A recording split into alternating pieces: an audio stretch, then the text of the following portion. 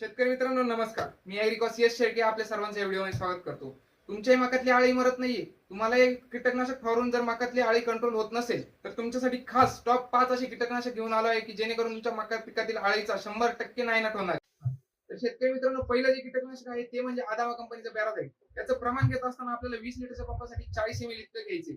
यासोबत तुम्ही कुठल्याही कंपनीचं प्रोफेनोसायपर किंवा क्लोरोसायपर घेऊ शकता. त्यामध्ये तुम्ही सुलतान देखील घेऊ शकता. सुलतानचं प्रमाण घेत असताना आपल्याला 20 लिटरच्या पंपासाठी 40 ml किंवा 1 लिटर साठी 1.5 ते 2 ml इतकं घ्यायचे. त्याचसोबत शेतकरी मित्रांनो दुसरं आपलं जे कीटकनाशक आहे ते म्हणजे सिजेंटा कंपनीचं अँप्लिगो. अँप्लिगोचं प्रमाण आपल्याला घेत असताना 1 लिटरसाठी अर्धा ml याप्रमाणे घ्यायचे, म्हणजे 20 लिटरच्या पंपासाठी 10 ml. त्यासोबत तुम्ही कुठल्याही प्रकारचं क्लोरोसायपर प्रोफेनोसायपर 25 ते 30 ml या प्रमाणात घेऊ शकता 20 लिटरच्या पंपासाठी. त्यानंतर तिसरं जे आपलं कीटकनाशक आहे ते म्हणजे कोर्टेवा कंपनीचं डेलिगेट.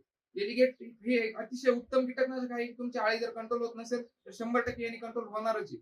याचं प्रमाण आपल्याला घेत असताना 20 लिटरच्या पंपासाठी 20 ml इतकं घ्यायचे. त्याचं 1 मिली प्रति लिटर इतकं प्रमाण आहे. त्यासोबत शेतकरी मित्रांनो चौथं जे आपलं कीटकनाशक आहे ते म्हणजे कोराजन. कोराजन हे एफएमसी कंपनीचं असतं. आता तुम्हाला बऱ्याच शेतकऱ्यांना याबद्दल माहिती देखील असेल. हे देखील एक रामबाण उपाय म्हणून त्या ठिकाणी मका पिकावरती चालू शकतं. याचं प्रमाण घेत असताना आपल्याला 20 लिटरच्या पंपासाठी 5 ml इतकं घ्यायचे. त्यासोबतच तुम्ही क्लोरोसायपर प्रोफेनोसायपर 1.5 ते 2 ml घेऊ शकता. त्यानंतर शेतकरी मित्रांनो आपलं शेवटचं जे कीटकनाशक आहे एक्सपोनस. एक्सपोनस हे बीएसएफ कंपनीचं ग्रुप 13 मधलं कीटकनाशक आहे. याचा रिझल्ट अतिशय उत्तम आहे. कुठल्याही प्रकारची आळी असू दे तुमची कंट्रोल होणार म्हणजे होणारच आहे.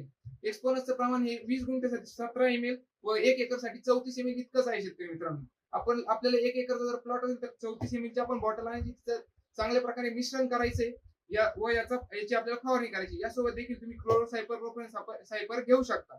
तसेच शेतकरी मित्रांनो तुम्हाला जर याची चांगले रिझल्ट पाहिजे असतील तर फवारणी शक्यतो सकाळी किंवा संध्याकाळच्याच वेळेस करायची, जेणेकरून तुम्हाला चांगला रिझल्ट भेटणार आहे.